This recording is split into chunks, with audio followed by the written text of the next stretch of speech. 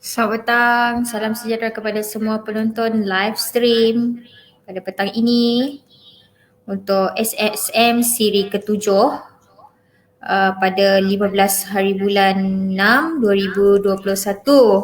Okey, sekian lama kita berehat untuk sesi SSM. Kini kita kembali bersiaran lagi untuk tajuk yang menarik pada hari ini.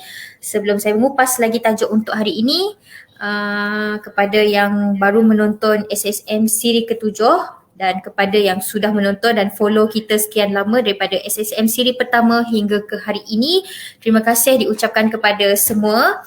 Dan jangan lupa like dan share posting ini agar lebih ramai lagi yang menonton pada hari ini. Bagi yang tidak mengenali diri ini, saya Rozilia. Pada hari ini saya bukan selaku moderator tapi saya urus setia untuk rancangan SSM ini. Okey. Bagi yang sekarang ni kita apa orang cakap, bagi yang bekerja, bagi yang turun apa orang cakap, yang diberi tugasan keluar juga time PKP ini, selamat bertugas, tapi jangan lupa untuk mengamalkan apa orang cakap, penjarakan sosial, apa yang telah disarankan oleh MKN kepada kita. Okay, bagi yang menonton boleh komen di ruangan komen di bawah, so that we aware that you're watching with us today untuk rancangan live stream Singgah Sembang Mak, iaitu inisiatif daripada Majlis Akrab Kebangsaan. Ini merupakan norma baharu untuk kita melakukan rancangan seperti ini, sebab sekarang ni kita tak boleh nak buat rancangan secara fisik macam program menjemput ramai secara fizikal, so we do it online, on streaming secara atas talian. So bagi yang baru menonton, terima kasih kepada anda dan jangan lupa jangan lupa share posting ini agar lebih ramai lagi yang menonton untuk Singgah Sembang Mak pada petang ini bagi siri ke-7 2021. Okey, boleh say hi yang ada menonton pada petang ini. Kalau tak jelas suara saya boleh komen, kalau kurang pencahayaan boleh komen.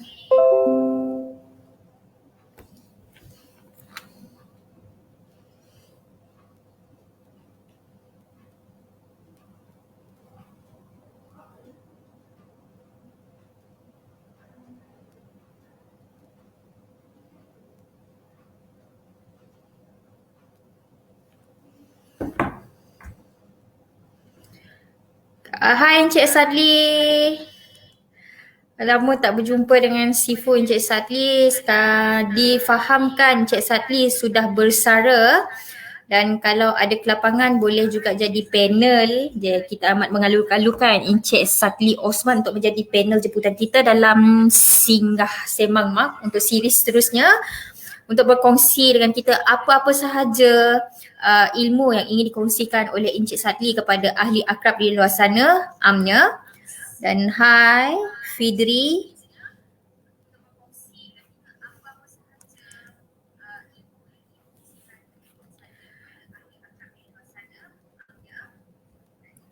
Kita boleh jemput moderator kita pada hari ini, Encik Roslan Pilus daripada Perkeso yang juga merupakan jawatan kuasa Majlis Akrab Kebangsaan. Hai Encik Roslan. Hai, Assalamualaikum. Selamat petang. Apa khabar, Ros? Selamat petang. Sehat Encik Roslan bekerja daripada rumah hari ini? Ya, saya daripada rumah. Dah lama dah merindui pejabat sebenarnya. Sejak lepas raya tu tak balik ke office lagi. Tak balik office Ya. Okey. Sekarang ni memang apa orang cakap, Cik Roslan memang fully kerja daripada rumah lah. Ya, fully. Sampai kita punya habis tamat lockdown lah, insyaAllah. Sama-sama kita doakan supaya cepat boleh Amin. nilai. Oh, ramai penonton kita pada hari ini, 38 penonton. Jangan lupa like dan share. Posting ini agar lebih ramai lagi yang menonton pada petang ini, iaitu PD 4 sepintas, thank you. Hai Raihan Monir, hai Zarina, hai Nurzlin, hai Is, hai Syafira Rahman.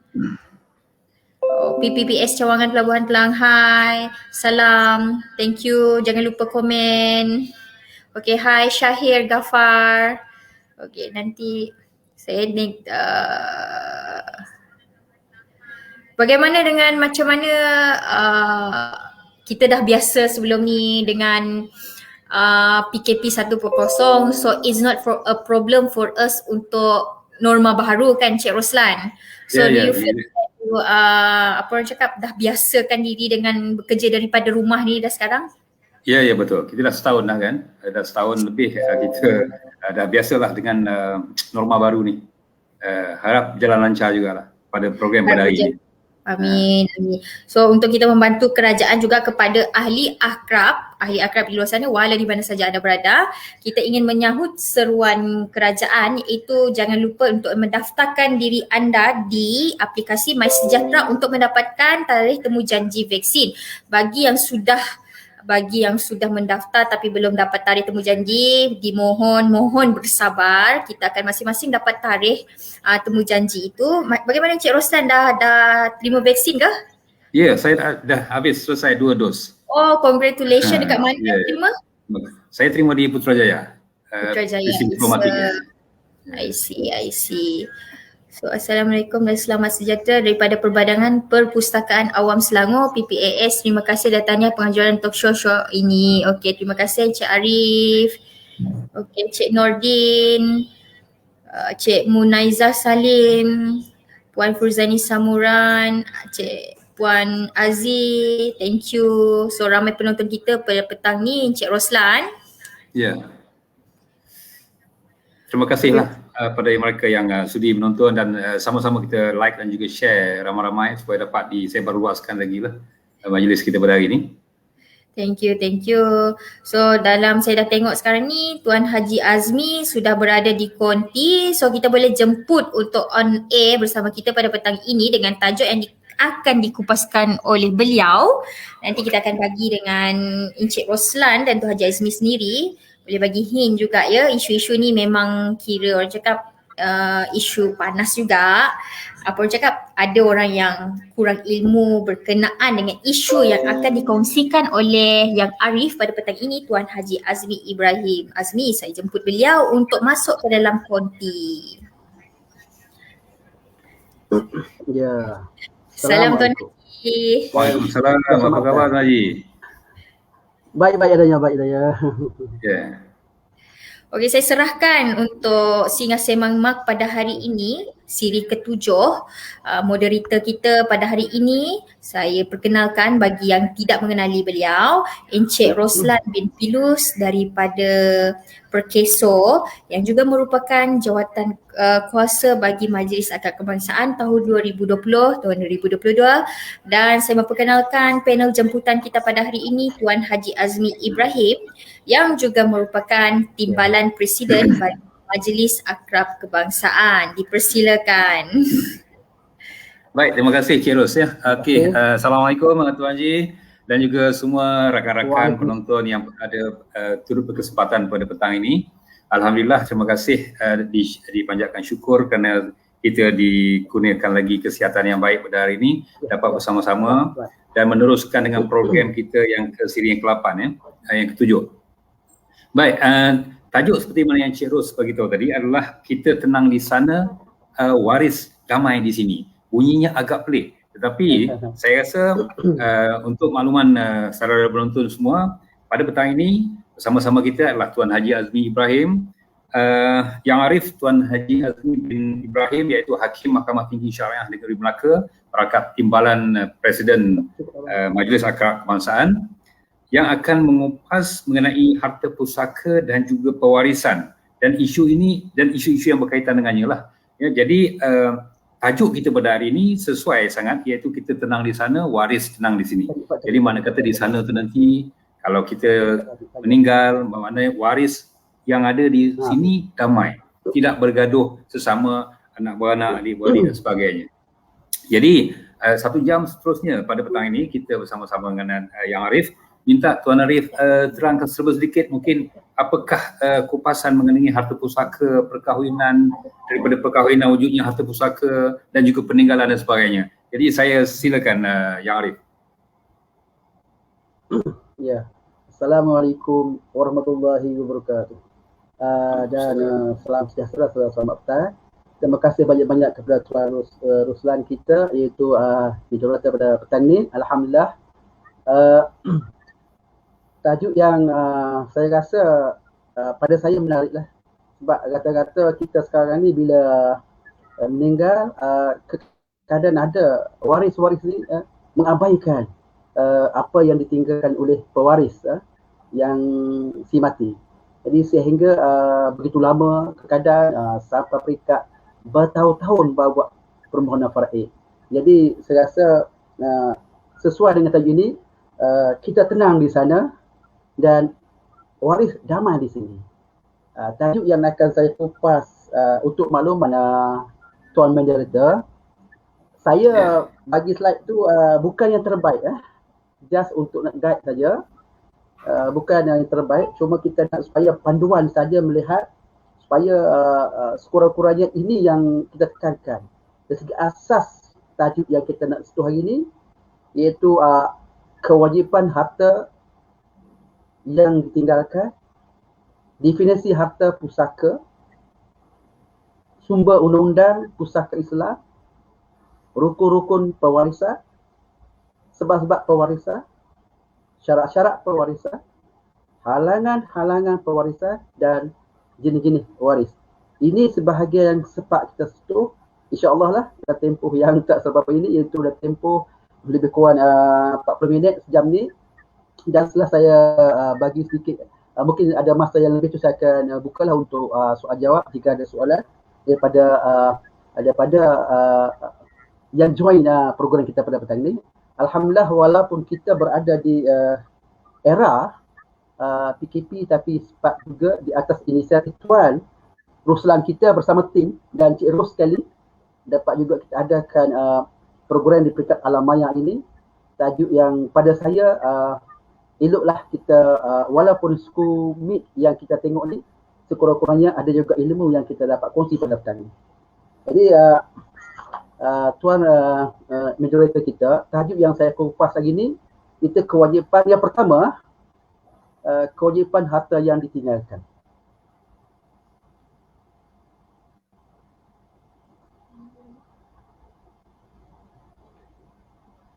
Apakah kewajipan yang perlu dibuat terhadap harta si mati? Ini kita selalu melihat dan mendengar keadaan ada harta yang ditinggalkan oleh si mati bertahun-tahun dibekulkan, bahkan ada keadaan jadi rebutan antara waris-waris kerana tidak bawa kepada pembahagian faraid di mahkamah. Jadi yang perlu bila berlaku sesuatu kematian, pewaris telah meninggal, waris yang ada hendaklah menguruskan pengurusan dan pengkafanan.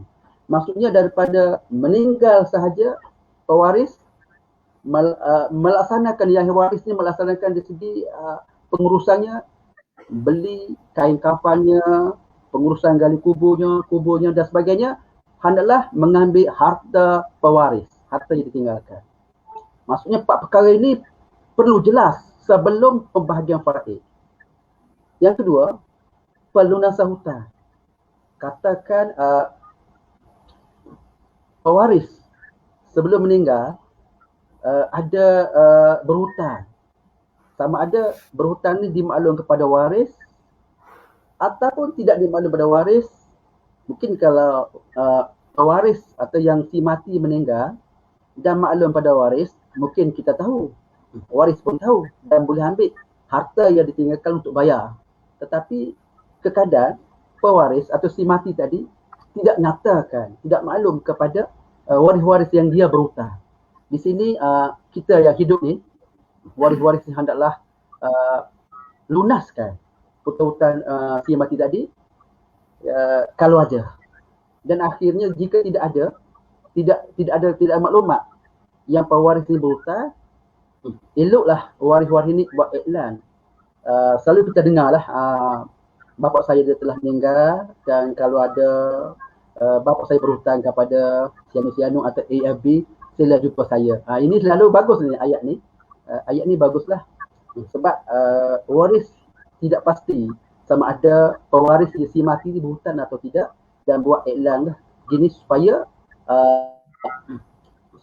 senang ataupun tidak tersakutnya arwah di sana nanti. Yang ketiga yang saya akan sentuh pada hari ini, pelaksanaan wasiat. Wasiat, mana-mana yang diwasiatkan oleh pewaris ataupun si mati ini, pewaris ni yang si matilah, hendaklah ditunaikan oleh waris-waris yang ada. Tak kiralah apa yang diwasiatkan, sekiranya wasiat tadi tidak bertentangan dengan agama, hendaklah dilaksanakan wasiat tadi. Ini bukan apa, bagi menjamin ketenangan arwah di sana. Kita akan tenang di sana bila mana segala apa yang ada, harta kita ada di atas dunia ni telah ditunaikan waris-waris kita dengan sebaik mungkin. Dan akhir sekali, apa yang perlu kita buat kepada harta yang ditinggalkan si mati ialah barulah kita buat pembahagian baki itu pembahagian harta yang baki secara faraid. Ni tuan Ruslan kita, peringkat faraid kita ni dah sampai peringkat bila mana harta yang ditinggalkan oleh pewaris tadi telah dilaksanakan, iaitu pertama, kedua dan ketiga. Yang empat baru kita buat faraid. Boleh jelas tak tu? Okey, kemudian kita kesetulah saya anggap yang ni kita dah jelas. Bila mana meninggal sesuatu, meninggal pewaris, perkara ini perlu kita tengok. Kalau kita tidak buat, mungkin pengurusan tidak teratur dan diambil juga. Sebenarnya bila berlaku kematian, dia afdalnya ambil harta si mati, menguruskan dia. Bukan ambil duit lain. Ambil harta si mati, menguruskannya setelah habis. Laksanakan pengurusan perkafanan, pelunasan hutang, pelaksanaan wasiat, pembahagian baki, barulah pergi kepada buat faraid. Itu yang baki itu baru buat faraid kepada ahli-ahli waris yang layak. Dan ahli-ahli waris ni ada banyak kategori. Sebagaimana saya katakan, masa yang pendek ini, yang terakhir ini tidaklah dapat mampu saya nak jelaskan sebagaimana dalam kitab-kitab yang ada, jumlah ahli waris berapa dan berapa jumlahnya dan berapa ahli dan berapa dapat bagi, saya tak jelas dengan nyata. Dengan kat sini saya akan terangkan sebagaimana yang ada kat sini, sekadar orang kata ini ada asas saja. Dekat asas dia tu kita akan next time kita akan sentuh. Okey, seterusnya kita pergi kepada definisi harta. Apakah yang dikatakan definisi harta? Bila mana pewaris meninggal,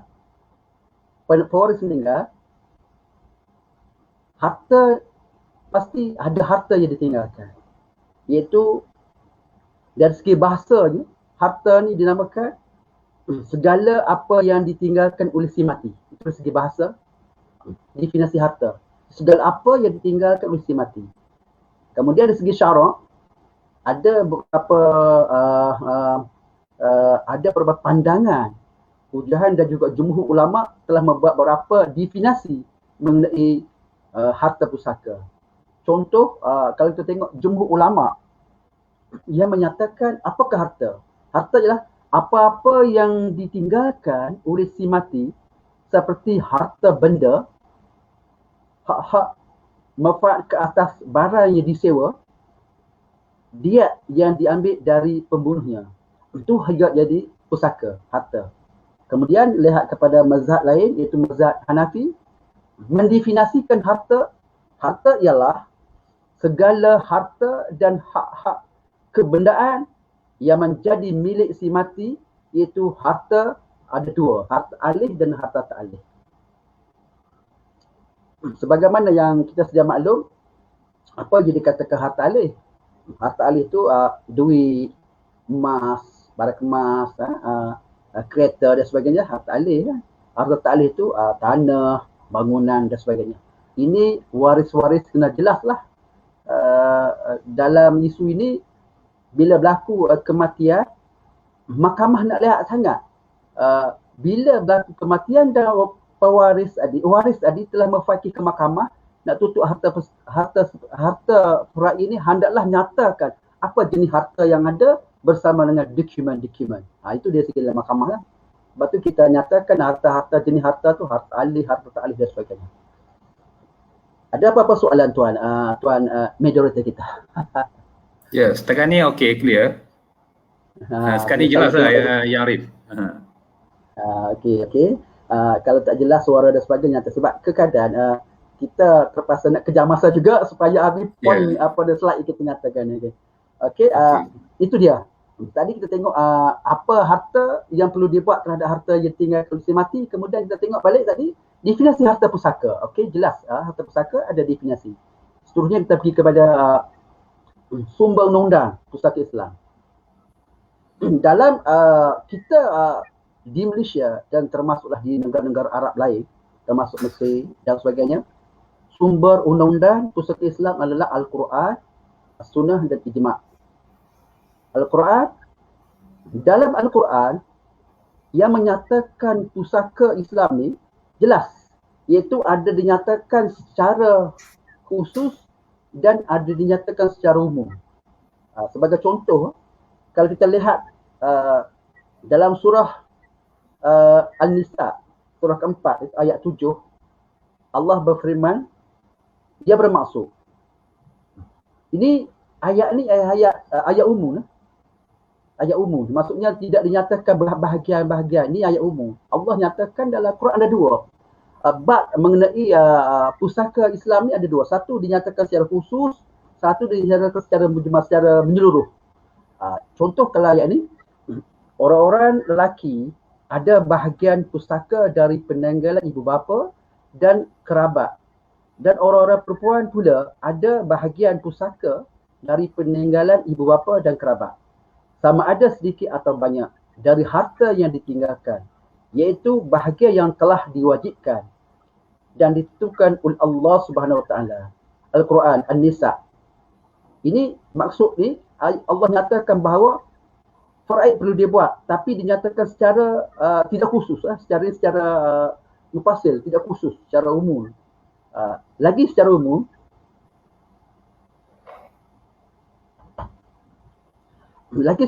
kalau kita lihat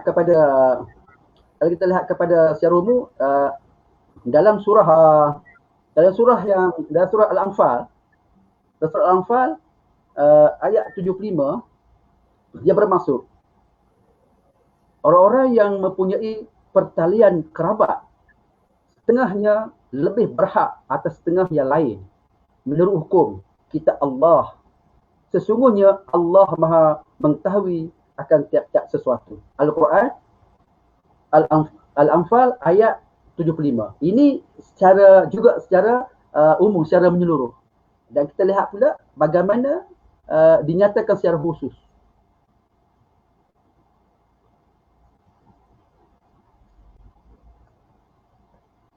Secara khusus, sumber undang-undang pusaka Islam itu Allah nyatakan secara khusus kerana wajib faraid ni.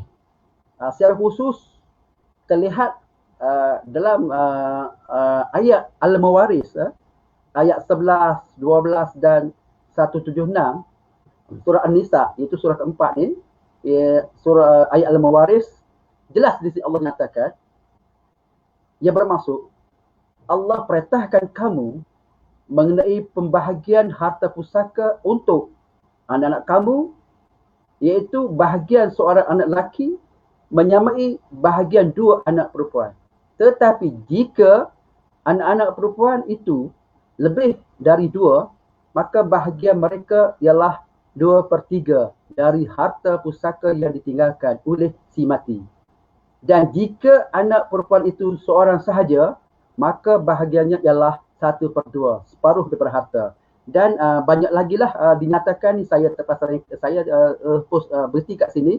So tuan-tuan dan puan-puan boleh rujuk ayat ini, surah ayat Al-Mawaris ni, ayat Al-Mawaris ayat 11, 12 dan 176 ni, Al-Nisa ni, bagaimana Allah jelaskan jumlah jumlah yang diperoleh oleh bahagian oleh waris masing-masing. Itulah ni sumber undang-undang. Kalau melihat manakah sumber undang yang mengatakan faraid, setengah-setengah ada ditimbulkan isu kenapa lelaki boleh banyak, dapat banyak, perempuan boleh sikit. Ada isu kenapa lelaki boleh satu bahagian dan perempuan mendapat separuh bahagian. Kenapa lelaki boleh tiga, kalau lelaki boleh tiga, perempuan boleh, kalau lelaki boleh dua, perempuan boleh satu bahagian. Masuk kenapa begitu dipertikaikan. Sebenarnya rasionalnya kenapa Allah nyatakan begitu, kerana di segi tanggungjawabnya, bila lelaki dia kahwin, tanggungjawab terhadap isteri, anak dan sebagainya. Tapi perempuan bila dia kahwin, tanggungjawab dia hanya suami dia tanggungjawab dekat dia. Dari segi rasionalnya kenapa Allah nyatakan lebihan tu. Maksudnya di segi ni adil lah, adil, Allah nyatakan adil. Sebab lelaki bila kahwin banyak komitmen dan dia perlu laksanakan duit yang dia dapat tadi. Termasuk dia sewa rumah pun kena dia bayar, bela anak pun kena jaga nafkah anak, nafkah isteri, nafkah ibu dan sebagainya. Tetapi isteri ataupun ia perempuan, bila dah kahwin, harta pusaka dapatkan dia hanya dan dia saja, tak ke mana-mana. Ini itulah maksudnya rasionalnya adilnya Allah SWT. Rukun pewarisan. Boleh dengar lagi Tuan Ruslan kita? Okey. Terima kasih. Boleh teruskan. Rukun pewarisan. Bila sesuatu kematian berlaku, pastikan nak mendapatkan harta pusaka tadi, pastikan ada rukunnya. Itu rukun pewarisan, pasti ada mewaris. Jadi pasti ada waris, itu pewaris yang mati. Yang mati kalau baru dapat, kalau belum mati ya tidak dapat pusaka lah, bukan jadi pusaka lagi. Kalau belum mati itu kalau beri secara hebah ataupun wasiat dan sebagainya. Tetapi kalau mati, pastikan al-mewaris itu pewaris yang mati. Dan kedua, pasti ada al-waris, itu mesti ada waris. Waris yang akan dapat hak pusaka tadi. Waris ada banyak lapis lah, banyak golongan waris-waris ni yang kita akan sentuh jika ada masa insya-Allah di masa yang kedua nanti. Kemudian al-mawaris ni yang mewarisi harta. Kemudian al-maur maksudnya harta. Kena pasti. Rukun pewaris, rukun untuk dapat harta tadi, rukun untuk dapat pusaka tadi, waris tadi kena kenal pasti. Satu ada kematian, waris, pewaris. Ada waris dan seterusnya ada harta yang ditinggalkan. Harta yang ditinggalkan terbahagi kepada harta alih dan harta tidak alih. Sebagaimana saya nyatakan tadi, harta yang ditinggalkan tadi, harta terbahagi kepada dua, harta alih dan harta tidak alih. Ini rukun-rukun yang perlu ada semasa nak dapat faraid lah. Iaitu mesti ada kematian waris, kematian pewaris, ada waris dan ada harta. Sebab-sebab pewarisan. Okey, yang peringkat awal tadi yang Tuan Ruslan kita tanya, apa sebab-sebab perkahwinan ke apa dan sebagainya dapat pusaka. Inilah sebab-sebab dapat pusaka ni. Sebab dapat pusaka kerana ada 4 perkara ini, 4 sebab ini, tetapi ada sebahagian lain ditambah lagi. Dan setengah-setengah kitab ditambahkan agama Islam dan atau Baitul Mal. Saya masuk ke sini. Itu sebab-sebab pewarisan. Pertama, kerana kerabat dan keturunan. Maksudnya hubungan nasab. Hubungan nasab, ayah, ibu, anak dan sebagainya. Hubungan nasab itu sebab-sebab pewarisan. Layak orang ini mendapat harta pusaka si mati. Kemudian hubungan perkahwinan. Perkahwinan orang ini juga suami kepada isteri atau isteri kepada suami, salah seorang yang meninggal layak mendapat ataupun zuriat dia layak mendapat harta pusaka yang ditinggal polisi mati. Kemudian walak. Walak ni hamba yang dibela oleh pemilik sebab-sebab pewarisan. Hamba yang dibela oleh pemilik dan seterusnya agama Islam atau Baitul Mal.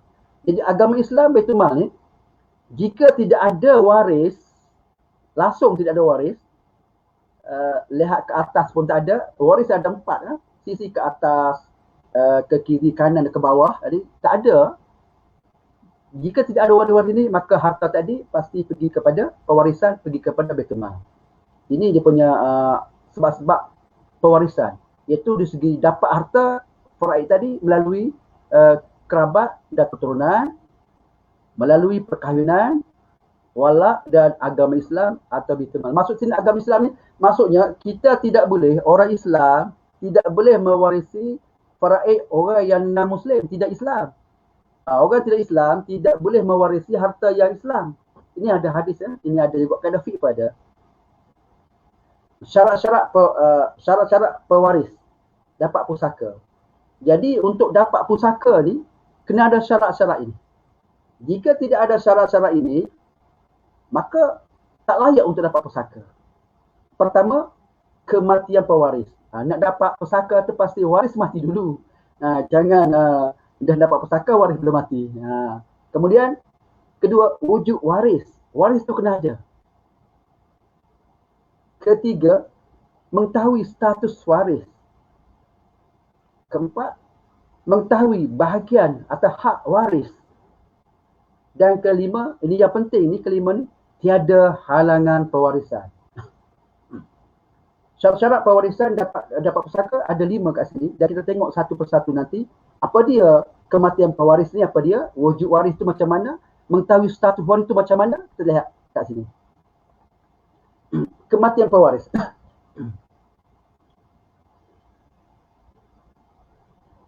Kematian pewaris ada mati secara hakiki. Maksudnya mati secara hakiki ni dilihat oleh kita sendiri ataupun saksi melihat kematian, atau paling tidak pun ada kubur. Ini kubur pewaris, kubur si mati ni. Kematian ada 3 cara. Kematian seseorang tu ada 3 cara. Pertama, hakiki, mati secara hakiki. Ada mata melihat, ada saksi, atau sekurang-kurangnya ada kuburnya. Itu dinamakan kematian itu didapati secara hakiki. Kemudian mati secara hukmi. Apakah yang dikatakan mati secara hukmi? Dikatakan mati secara hukmi diputuskan oleh hakim setelah adakan penelitian yang sepatutnya. Di mana contohnya berlaku kebakaran ataupun lemas ataupun hilang dan sebagainya. Kemudian bawa kepada mahkamah. Mahkamah bawa kepada mahkamah. Setelah mahkamah meneliti segala dokumen, bayinah dan keterangan, mahkamah putuskan bahawa ini dah meninggal. Ini nama dia mati secara hukmi. Kemudian seterusnya mati secara takdiri. Mati secara takdiri di mana mati ini yang diandaikan. Andaian yang menasabah. Andaian yang menasabah, contohnya kematian bayi dalam kandungan dan kehilangan kapal MH370. Kita dengar cerita bayi dalam kandungan. Kita tak pasti mati atau hidup, tapi ditakdirkan memang dipastikan dia mati. Itu mati takdiri.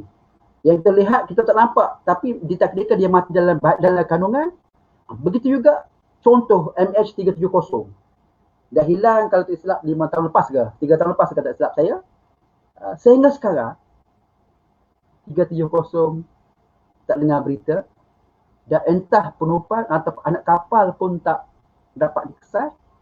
Dan ke mananya, maka disinilah hakim dan juga fatwa dia dinyatakan secara takdiri, iaitu bahawa orang-orang ini penumpang termasuk anak kapal MH370 adalah telah meninggal dunia. Itu kematian. Kematian ada 3. Satu secara hikmi, satu secara hakiki, kedua secara hukmi, dan ketiga secara takdiri. Iaitu hakiki kita dapat melihat kematian, paling tidak kubur, dan hukmi yang diputuskan oleh mahkamah, dan takdiri di mana ditakdirkan bahawa hilang, kemudian lama-lama setelah siasat memang confirm ada fatwa, ada dinyatakan oleh fatwa, ataupun ditakdirkan bawa ke mahkamah, mahkamah putuskan dah meninggal. Okey, ini yang kemudian kita pergi kepada wujud waris. Secara hakiki, nak bagi nafkah, nak agihan pusaka ni pasti kena ada waris. Dan waris di sini ada banyak golongan yang kita akan sentuh kejap lagi.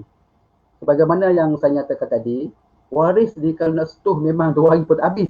Sebab dia banyak lapisan, golongan, ashabul furu', ashabah, zawi arham, tu waris-waris semua tu.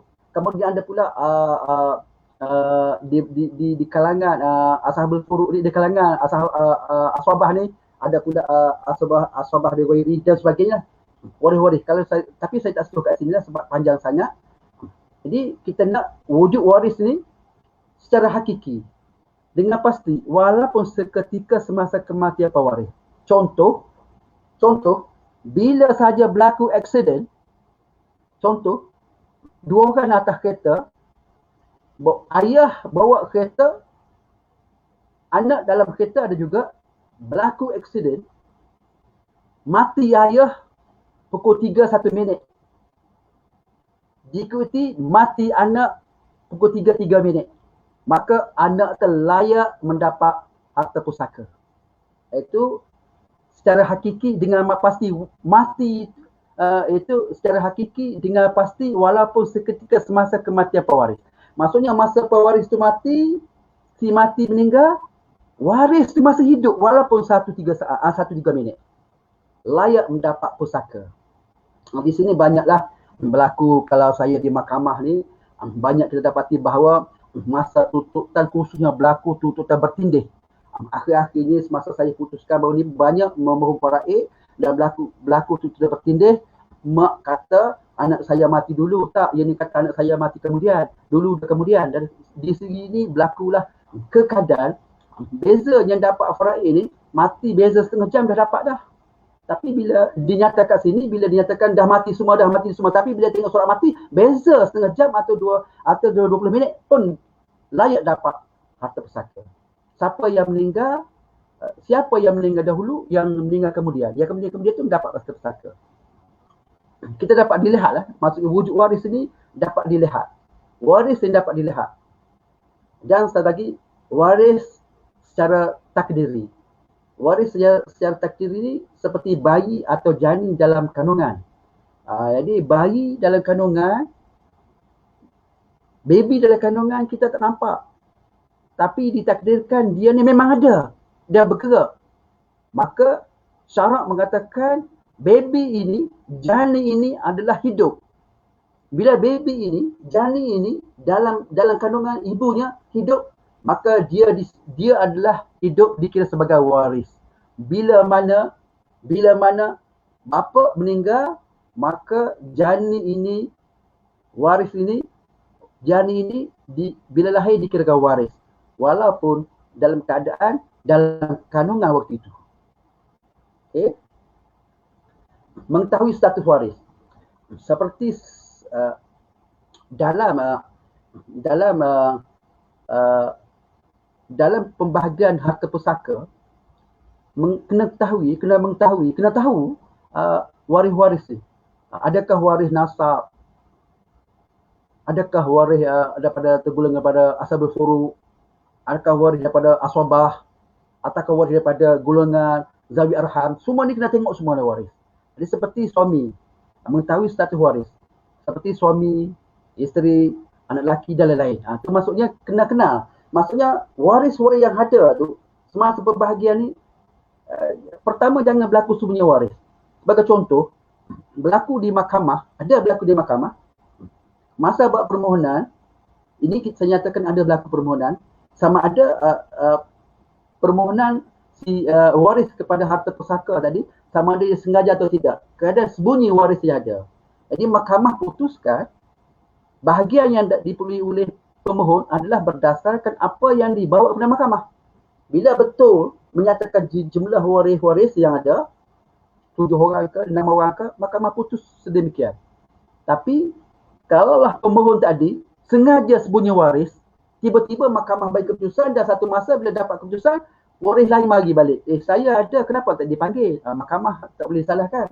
Sebab mahkamah periksa mengambil siasatan kepada kertas permohonan yang dia dikemukakan pada mahkamah. Mahkamah akan soal siasat waris-waris tadi. Satu persatu tengok surat nikah, tengok surat mati, lihat kepada dokumen harta, mahkamah lihat semua. Tapi kalau berlaku waris yang sebenarnya waris, ini di luar bidang kuasa mahkamah lah. Bila mahkamah ada siasat, mahkamah berpuas hati, ini dia. Mahkamah putus bagi bahagian. Tapi ingat, bila kita sebenarnya waris, adakah sanggup kita makan harta waris kita? Ingat, harta pusaka jangan buat main-main. Harta pusaka jangan buat main. Sehingga kita pastikan kita lunaskan sebetul-betulnya sebelum kita menghadap Allah SWT. Okey? Mengetahui bahagian dan hak waris. Dapat sedikit atau banyak bahagian yang dipenuhi oleh waris. Kena tahulah. Contohnya kalau ibu, kita kena tahulah. Kalau tidak tahu pun tak apa. Kalau tidak tahu, bila kita masuk mahkamah, mahkamah keputusan. Tak semestinya orang awam ni tahu bahagian dia, tak apa, sebab takkan orang awam tahu bahagian dia. Tapi kalau rasa kita nak tahu, maksudnya aku ni saya bapa, berapa bapa? Aku ni seorang isteri, berapa isteri? Bapa berapa? Bapa akan dapat 1/4 bila tidak ada anak. Bila ada anak 1/8 sebagai contoh, gitulah. Contoh bahagian. Dapat sedikit atau banyak bahagian yang diperoleh oleh waris, kena kenal pastilah. Penerima habuan harta pusaka ini adalah berbeza mengikut statusnya. Maksudnya harta pusaka yang diterima oleh waris-waris ini berbeza. Berbeza mengikut apa? Mengikut status dia. Sama ada dia tergolong dari golongan waris dekat atau waris jauh. Bezanya lah. Waris sebagai contoh kalau waris ashabul furu'. Ni waris ashabul furu', waris yang ditetapkan, waris yang paling dekat. Waris yang ditetapkan oleh Allah SWT. Dan juga waris ashabah. Dan juga zawi arham. Itu bezanya dapat sedikit atau banyak harta tadi berdasarkan status waris itu sendiri. Okey. Boleh jelas Tuan urusan kita? Tapi itulah, kalau saya nak tanya ni, tengah-tengah climax ni sekarang ni, perkahwinan tu dulu. Macam mana kalau perkahwinan tu kalau tidak sah dan sebagainya, dan mungkin kahwin di luar negara ke apa ke, mungkin sedikit ya Arif. Okey. Kalau contoh ya, terima kasih, satu soalan yang baik ya. Tuan Roslan, saya pujilah satu soalan yang baik yang diajukan. Contoh kes kahwin luar negara. Dan kita sekarang ni memang dengarlah ada berita-berita yang kahwin luar negara. Bila kahwin luar negara, contohlah kahwin di Thailand ke atau mana-mana negara, pasangan ini balik ke Malaysia, saya nasihatkan bila kahwin luar negara, balik ke Malaysia hendaklah didaftarkan di mahkamah. Bila pasangan yang balik ke Malaysia dan tidak daftar perkahwinan mereka, andainya mereka mendapat zuriat dan sebagainya, mereka tidak dijamin di bawah undang-undang keluarga Islam di negeri masing-masing. Maksudnya kalau katakanlah dia tidak daftar perkahwinan luar negara, tidak didaftarkan, berlaku kematian, katakan suami mati, isteri tidak dapat harta pusaka suami kerana tidak ada rekod mengatakan bahawa mereka kahwin. Begitu juga kalau isteri ini meninggal, suami tidak ada hak di segi undang-undang keluarga Islam di negeri yang ia berhak mendapat harta pusaka isteri kerana tidak ada rekod kahwin. Begitu juga kalau pasangan ini ditakdirkan tinggal di Malaysia bertahun-tahun ataupun dah balik ke Malaysia, tidak daftar dan lahir zuriat. Dapat zuriat mereka ni melibatkan dua masalah. Pertama masalah faraid lah, dan yang kedua masalah penerimaan faraid. Masalah faraid satu iaitu masalah nasab tu, nak pastikan nak bagi faraid ini kepada orang atau waris-waris yang sah dari segi syarak. Jadi bila memang confirm dia didakwa, memang anak saya kahwin dengan A. B kata saya kahwin dengan A suami saya, B saya isteri dia, ini anak saya. Itu memang saya katakan kahwin betul atau tidak itu wallahu alam, sebab tidak dibuktikan dalam mahkamah. Jadi mahkamah tiada rekod yang kamu kahwin. Bila mahkamah tak ada rekod yang kamu kahwin, macam mana zuriat kamu mahkamah nak putuskan dapat faraid, dapat pusaka? Itulah saya nasihatkan. Bagus soalan Tuan Haji tu bagus. Soalan Tuan Haji Ruslan bagus. Iaitu bila kahwin di luar negara, seboleh-bolehnya yang kahwin luar negara ni balik di sini, tolong daftar ke di mahkamah. Jangan risaulah kena denda ke, kalau ada denda ke apa tu, itu biasalah. Baik ke mahkamah, daftarkan. Bila tuan-tuan dan puan di luar sana tu kalau tak kahwin luar negara tidak didaftarkan, akhirnya ada masalah bukan saja masalah kepada diri sendiri, bahkan kepada zuriat-zuriat kita. Jadi eloknya bila kahwin luar negara daftar di mahkamah, tetapi cara daftarnya bukan terus daftar. Mahkamah memfailkan permohonan, nama dia memfailkan permohonan pengesahan nikah, itu nama dia. Memfailkan satu permohonan bersama affidavit permohonan pengesahan nikah, mengatakan nikah di Thailand contohnya, dan mahkamah akan dengar sama ada nikah tadi sah atau tidak. Mahkamah ada caranya untuk melihat nikah tadi sah atau tidak berpandu kepada pertama, kamu pergi ni ke sana, siapa yang nikah? Kemudian kamu pergi dengan apa? Katakan daripada Kedah ataupun daripada Melaka ke Thailand. Lebih 2 meralah dia, terlebih 2 meralah. Okey. Kemudian mahkamah akan tanya soal siasat. Kamu pergi ke sana 2 meralah, kamu pergi dengan apa? Mahkamah akan tanya pergi dengan apa? Kalau melaluikan cara halal, mana pasport kamu? Kalau melalui cara haram, mungkin kamu ikut perahu contoh. Kalau secara haram, mana pasport kamu? Kamu masuk bila pasport dan kamu kembali ke Malaysia bila pasport kamu? Semua mahkamah lihat, mahkamah akan lihat. Dan masa kahwin sana, siapa yang nikah kamu? Adakah nikah tu yang dinikahkan oleh kadi atau imam atau kadi yang telah ditauliahkan oleh Majlis Agama Islam Chawat Narakiwat Thailand? Itu semua tu di sana kalau di Thailand, kalau di Songklan angkap di sana, itu sebab barisan-barisan ya, kadi-kadi yang nikah tu telah pun direkod, telah ada di dalam kitab di Malaysia ni. Jadi diperakui orang ini adalah memang betul kadi. Yang berlaku sekarang ni keadaan tu Haji, ada pergi-pergi tak nikah pun, tak pergi bersana pun, dia bawa pokok aja. Tiba-tiba keluar CJ nikah.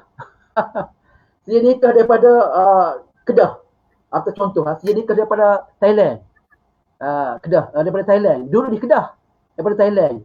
Pergi tidak ada CJ nikah. Hanya bagi tahu saya duduk di sini, di Kedah sebelah sini pada besar. Tapi ada surat CJ nikah. Kamu nikah di mana? Tak nikah pun. Tiba dapat CJ. Ini semua ni mahkamah akan tanyalah. Jangan risau. Kalau katakan daftar nanti, itu hak mahkamah. Mahkamah berpuas hati, mahkamah sahkan. Dan bila mahkamah sahkan, alhamdulillah kita akan dapat hak-hak apa-apa saja di segi undang-undang dalam peruntukan undang-undang keluarga Islam. Bila mahkamah tidak berpuas hati, mahkamah tolak. Bila mahkamah tolak, buat rayuan. Yang penting, mahkamah tolak itu bukan sebarangan tolak. Mungkin mahkamah kata kurang. Di segi ini, elemen dia kurang. Cara penyampaian kurang, cara penerangan kurang. Dokumen tak lekap ke apa, mahkamah akan minta dokumen lain. Ataupun minta dilekapkan dokumen. Jangan risau. Yang pentingnya, buat permohonan pengesahan nikah. Yang nikah di luar. Ikut. Wadi ya? Jelas lah? Baik. Jelas. Ataupun saya cepat sangat. Saya laju sangat sebab saya bukan saya laju sebab kena sekejap masa. Boleh dapat. Okey, thank you. Okey. Seterusnya kita pergi kepada halangan pewarisan. Jadi bukan senang jangan ingat bila nak dapat contoh si anak bapa dia kaya. Bila bapa kaya, si anak ni nak si anak ni nak cepat harta bapa tadi, akhirnya merancang pembunuhan terhadap bapa. Konon-kononnya dapat harta kaya cepat. Ataupun suami, bila isteri kaya, buat perancangan untuk bunuh isteri, nak dapat harta isteri cepat. Ingat, Rasulullah melarang keras cara ini dan ada kaedah fiqh. Kaedah fiqh, sesiapa yang menyegerakan sesuatu sebelum tiba masanya, maka hukumnya dia ditegah daripada mendapat haknya. Contohnya, anak sepatutnya dapat pusaka. Tapi anak nak segera pusaka ni, rela bunuh bapa dia dengan perancangan yang rapi. Tak kira lah, yang penting bapa kaya sangat, kaya. Jadi bunuh bapa ni sebagai contoh. Anak ini bila disuruh siasat, diracam bunuh bapa, dia gagal. Bahkan tidak dapat langsung harta pusaka sepeninggalan bapanya. Begitu juga isteri. Si isteri merancang dengan partner dia untuk membunuh suaminya, bagi mendapat harta suami yang kaya raya, nak dapat harta cepat, merasa kemudahan. Bila dibuktikan yang mati kena bunuh dan mati suaminya disebabkan hasil pembunuhan isteri, maka isterinya ditegah sama sekali untuk dapat hak harta pusaka daripada milik arwah. Boleh ya?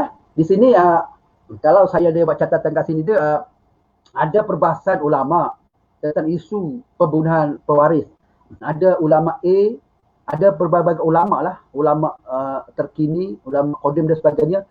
Cara pembunuhan, ada mengatakan pembunuhan cara ni dapat, ada mengatakan pembunuhan cara ni tak dapat, berbagai ulama lah. So saya tidak akan sentuh secara panjang lebar kat sini sebab kita terhad masa. Sebab tu saya buat catatan saja, ada perbahasan ulama tentang isu pembunuhan pewaris. Kita tak akan sentuh kat sini. Okay, seterusnya, halangan pewaris tidak akan dapat orang yang jadi hamba, perhambaan. Maksudnya hamba yang dibela oleh tuan milik ni, hamba ni tidak akan dapat faraid. Kerana apa? Kerana dia tidak layak, kerana dia tidak merdeka sepenuhnya, dan jika dia dapat, dia gagal mentadbir hartanya kerana dia hamba. Tapi bila hamba ni meninggal, tuan yang membela dia tu layak mendapat faraid hamba yang meninggal. Tapi hamba ni tidak dapat faraid sebab hamba. Perbezaan agama antara waris dengan pewaris mesti agama Islam lah. Kita sedia maklumlah undang-undang keluarga Islam kita, negeri-negeri adalah undang-undang diri yang terpakai kepada hanya orang Islam sahaja. Jadi hamba contohnya perbezaan agama. Suami agama Kristian, isteri agama Islam. Ini tidak boleh waris mewarisi. Isteri agama Buddha, suami agama Islam juga tidak boleh mewarisi. Ini berdasarkan sabda Rasulullah SAW, iaitu orang Islam tidak dapat mewarisi harta kafir dan orang kafir tidak dapat mewarisi harta Islam. Jenis-jenis waris. Saya tak ada masa boleh 10 minit lagi. Masa menceburu kita ini tidak ada soalan lagi ni. Saya terpaksa kejar untuk habiskan slide kita sebab saya sudah tak banyak. Ni untuk makluman Tuan Haji, moderator kita punya slide ini ada seringkas mungkin saya buat ni. Bagi senang lihat. Jenis-jenis waris. Waris ada 3 jenis. Ni dikatakan waris ada 3 jenis. Waris yang dapat harta pusaka ada 3 jenis. Kategori kita berada dalam jenis mana? Waris yang akan dapat harta pusaka si mati ada 3 jenis. Iaitu ashabul furu'. Iaitu waris yang telah ditetapkan bahagian mereka dalam pembahagian harta pusaka menurut Al-Quran dan As-Sunnah dan Ijma'. Mereka adalah orang yang paling utama dan didahulukan dalam pembahagian harta pusaka. Ini telah dinyatakan dalam Al-Quran. Mereka terdiri daripada 12 orang, iaitu mereka daripada ashabul furu' ni, maksud orang yang paling dekat kepada si mati, tergolong 12 orang.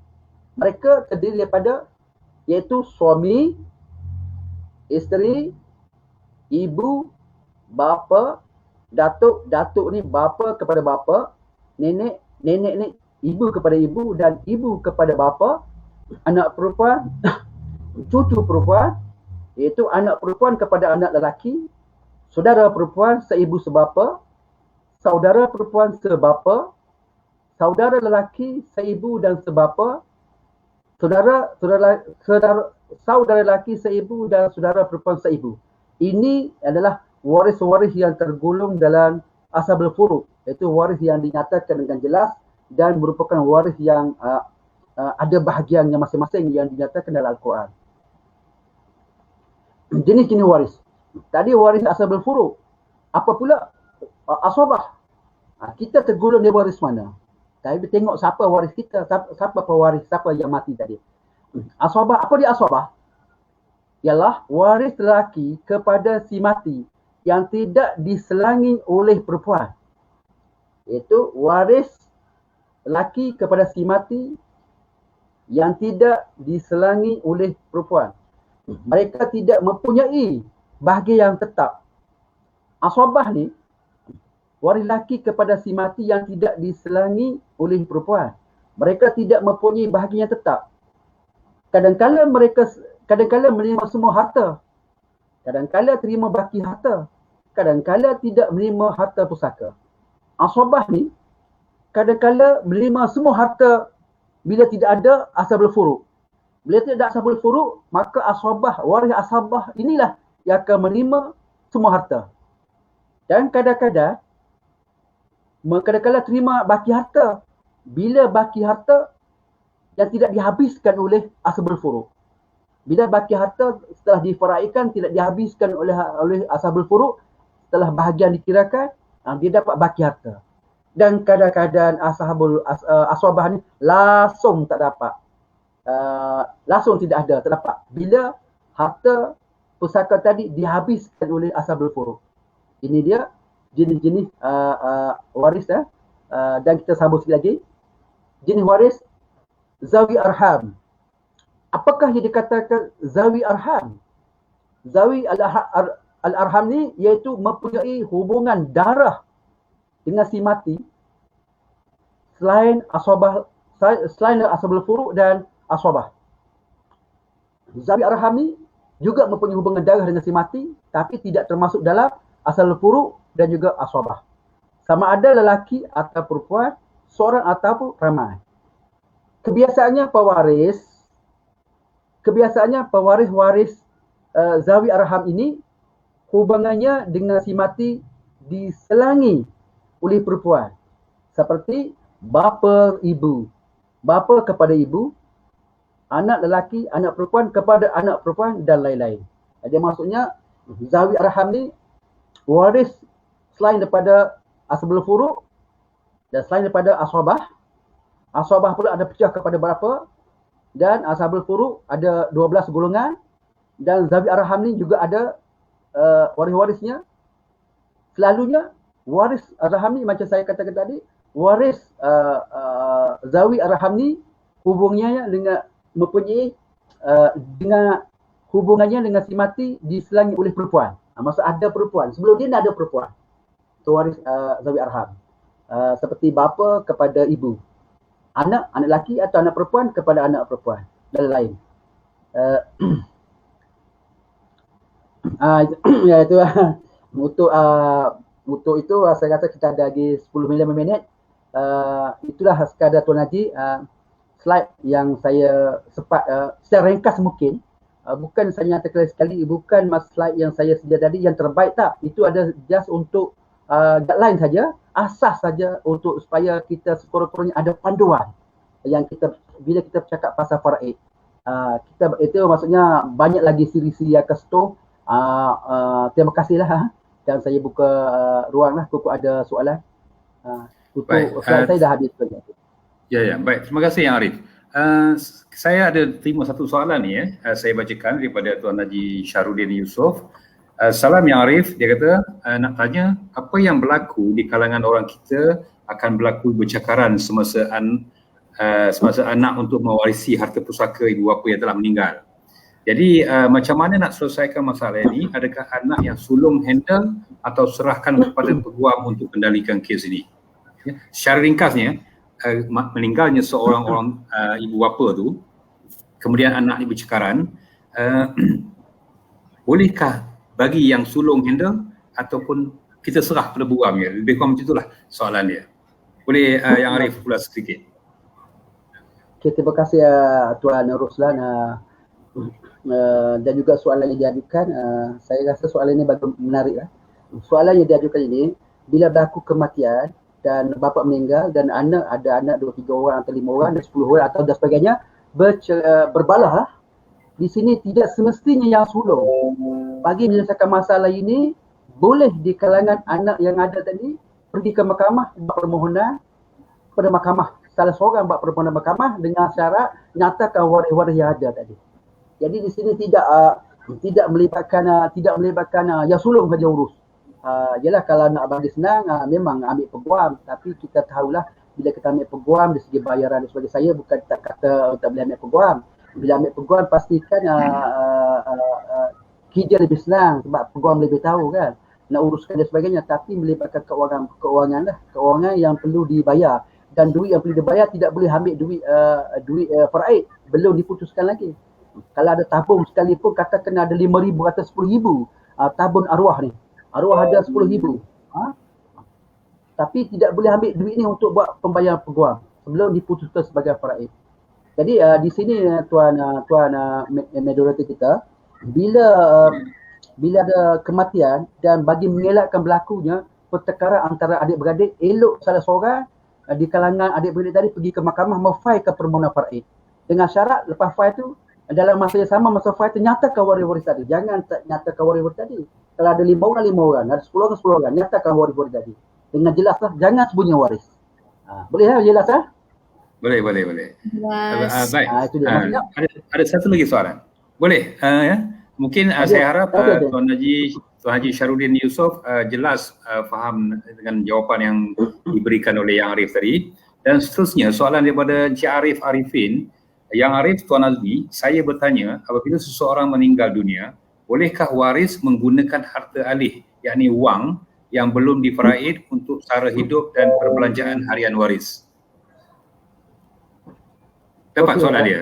Ya Arif. Dapat, okey. Berdasarkan pada syarak dan juga diputuskan oleh ulama, mana-mana harta yang tidak diputuskan pembahagian melalui faraid ataupun pembahagian suka sama suka adalah haram kita guna duit tadi.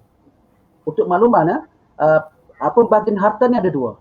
Satu, pembahagian harta secara faraid, dan juga bagi memudahkan masyarakat di luar sana, kerajaan dan juga mahkamah telah membuat satu peraturan di mana pembahagian harta ini tidak ikut faraid pun tak apa. Dengan syarat pembahagian harta ni suka sama suka. Maksudnya kalau ada 10,000 duit, lelaki 3 orang, perempuan seorang, nak bagi sama banyak pun tak apa. Nak bagi kurang pun tak apa. Dengan syarat dia ada satu waris pun tidak setuju. Ini pembahagian secara suka sama suka. Boleh dilaksanakan dan mahkamah boleh endorsekan. Mahkamah boleh perintahkan ia ini sebagai pembahagian suka sama suka. Tapi kalau tidak mau bagi begitu, mungkinlah suami kata, mungkin lelaki kata, aku kalau bagi macam tu aku dapat siti. Sebab aku lelaki, sedangkan kamu perempuan dapat sama rata dengan aku, sepatutnya kamu dapat sikit. Tak apalah. Kalau tak suka buat pembahagian suka sama suka, buat pembahagian secara faraid. Tetapi tidak boleh menggunakan harta sebelum dibagikan. Sebab kita tahu mana bahagian kita. Okay? Kita tahu mana bahagian kita. Ada kebahagiaan kita di sini atau di sana. Itu bahagian kita. Dan satu lagi, kita guna tu tanpa kebenaran waris-waris. Kalau ada kebenaran waris-waris, boleh diputuskan, tidak ada masalah. Okey. Boleh ya, Cik? Ya. Jelas ya? Setakat ini jelas. Jadi saya setakat ini soalan-soalan tadi telah pun dijawab dan mungkin Cik Ros ada apa-apa, ada yang dapat sampai ke soalan pada Cik Ros? Ada yang menyampaikan soalan kepada saya melalui WhatsApp, soalan kepada Tuan Haji Ibrahim iaitu panel kita pada hari ini, iaitu soalan beliau, bagaimana cara permohonan faraid dan bidang kuasa mahkamah-mahkamah untuk memutuskan bahagian faraid. Okey. Terima kasih Cik Ros dan yang bertanya, satu soalan yang menarik juga. Dalam pembahagian faraid ini, di mahkamah pembahagian faraid, di mahkamah bidang kuasa di mahkamah tinggi syariah, di mana pembahagian harta yang diminta hendaklah pemohon tadi pergi ke mahkamah tinggi syariah dengan membawa satu CJ mati pewaris dan nama-nama salinan surat beranak ataupun kad pengenalan IC waris-waris dan juga segala salinan surat ataupun dokumen-dokumen yang bersabit dengan harta. Semua dinyatakan, dibekalkan dalam fail tadi. Permohonan tadi hendaklah bersama affidavit dan diikrarkan. InsyaAllah ianya berbidang kuasa mahkamah tinggi syariah.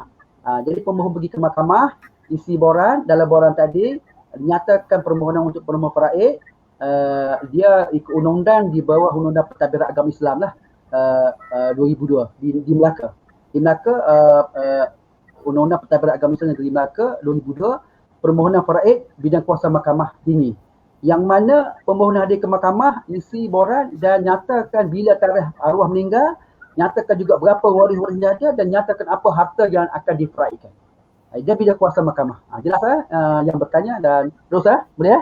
Ya. Maknanya harta pusaka ni dia related dengan perkahwinan lah. Maknanya kalau orang yang bujang sehingga meninggal tu tak adalah waris dia kan. Maknanya tak adalah harta pusaka bagi dia. Ke macam tu ya? Kalau dia bujang, dia meninggal, dia meninggal, maksudnya mak ayah dia akan dapat. Oh okey ya. Maksudnya kalau katakan dia cuma dia bujang, dia meninggal, dia tidak ada anak, tidak ada isteri, ataupun dia tidak ada suami, tidak ada anak, adalah akan dapat. Tapi yang atas akan dapat lah harta dia. Kalau dia harta, dia ada harta, dia akan dapat mak ayah dan sebagainya. Kalau mak ayah tak ada, dia akan pergi ke kiri pula, ke kanan pula. Ya. Sehingga bila harta yang langsung tidak ada waris, barulah pergi kepada Baitul Mal. Baitul Mal. Okey. Ya. Baik, jelas. Saya rasa mungkin masa mencemburui kita sebenarnya. Tetapi banyak lagi perkongsian yang mungkin kita boleh berkongsi untuk akan datang ni Yang Arif mungkin kita boleh buat tajuk yang lebih spesifik lagi ke yang akan datang insya-Allah. Kalau Yang Arif sudi. Jadi saya rasa kita pun telah melayari 3.5 pada dah bersiaran hampir 1 jam.